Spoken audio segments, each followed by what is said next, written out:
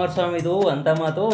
ಅದೇ ಈ ಗ್ಯಾರಂಟಿ ದುಡ್ಡು ತಗೊಂಡು ನಮ್ಮ ಹಳ್ಳಿ ಹೆಣ್ಮಕ್ಳು ದಾರಿ ತಪ್ಪವ್ರೆ ಅಂತ ಹೇಳೋನೆ ನೀನೇ ನೋಡಿಲಿ.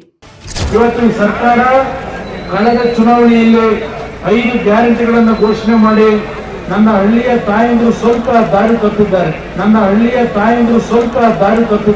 ಇದು ಸರಿಯಾ? ನಾವು ಹೆಣ್ಮಕ್ಳು ಗ್ಯಾರಂಟಿ ದುಡ್ಡು ತಗೊಂಡು ನಮ್ಮ ಮನೆ ಖರ್ಚು ಮಾಡಿ ನಮ್ಮ ಮಕ್ಳಿಗೆ ನಮ್ಮ ಮನೆಯವರಿಗೆ ಸಹಾಯ ಮಾಡಿದೀವೋ ಇಲ್ಲ ದುಡ್ಡು ಹಾಳು ಮಾಡಿ ದಾರಿ ತಪ್ಪಿದೀವೋ ನೀನೇ ಹೇಳು. ಈ ಕುಮಾರಸ್ವಾಮಿಗೆ ಗ್ಯಾರಂಟಿ ಬಗ್ಗೆ ಸಿಟ್ಟಿದ್ರೆ ನೇರವಾಗಿ ಹೇಳಿ. ಅದು ಬಿಟ್ಟು ನಮ್ಮ ಹೆಣ್ಮಕ್ಳಿಗೆ ಹಿಂಗೆ ಅವಮಾನ ಮಾಡೋದು ಸರಿಯಾ? ನೀನೇ ಹೇಳು. ಈ ಕುಮಾರಸ್ವಾಮಿ ಹೇಳಿರೋದು ತಪ್ಪು ಅಂದರೆ ತಪ್ಪು ಬಿಡವ. ಗಂಡಸರು ಬೇಕಾದರೆ ದುಡ್ಡು ಸಿಕ್ಕಿದಾಗ ಒಸಿ ಜಾಸ್ತಿ ಕುಡಿದ್ರು ಕುಡಿಬೋದು. ಹಂಗೆ ನೋಡಿದ್ರೆ ಎಲ್ಲ ಗಂಡಸರು ಹಂಗೇನು ಕುಡ್ದು ಹಾಳು ಮಾಡೋಕ್ಕಿಲ್ಲ. ಅಂಥದ್ರಲ್ಲಿ ಹೆಣ್ಮಕ್ಳು ಹಾಳು ಮಾಡ್ತಾರ? ಅದರಲ್ಲೂ ಆದಿ ತಪ್ಪಾರ? ಚಾನ್ಸೇ ಇಲ್ಲ ಬಿಡು.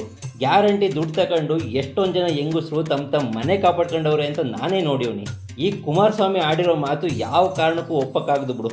ಅಲ್ಲ ಕನ್ನಡ, ನಾವು ಫ್ರೀ ಬಸ್ಸಲ್ಲಿ ದೇವಸ್ಥಾನಕ್ಕೆ ಹೋದಾಗ್ಲೂ ನಮ್ಮ ಮನೆಯವರಿಗೆ ಮಕ್ಕಳಿಗೆ ಒಳ್ಳೇದಾಗ್ಲಿ ದೇವ್ರೆ ಅಂತಾನೆ ಕೇಳ್ಕೊಳ್ಳೋದು.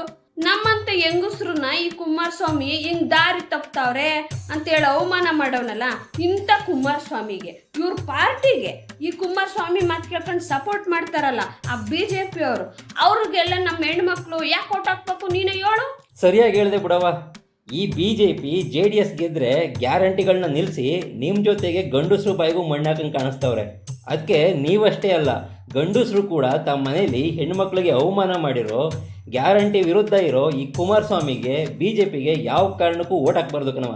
ಹೂ ಕನ್ನಣ, ಮಾನ ಮರ್ಯಾದೆಯಿಂದ ಬದುಕೊಂಡು ಬಂದಿರೋ ನಮ್ಮ ಹೆಣ್ಮಕ್ಳು ಆಮೇಲೆ ನಮ್ಮನೆ ಗಂಡಸ್ರು ಅವರಲ್ಲ, ಅವ್ರು ಯಾರು ಈ ಕುಮಾರಸ್ವಾಮಿಗೆ BJPಗೆ ಓಟ್ ಹಾಕಲ್ಲ ಅಂದ್ರೆ ಓಟ್ ಹಾಕಕ್ಕಲ್ಲ ಕನ್ನಣ. ಯಾವ ಕಾರಣಕ್ಕೂ ಹಾಕ್ಬೇಡ ಕಣವ. ಈ ಮಾತನ್ನೇ ಉಳಿಸ್ಕ.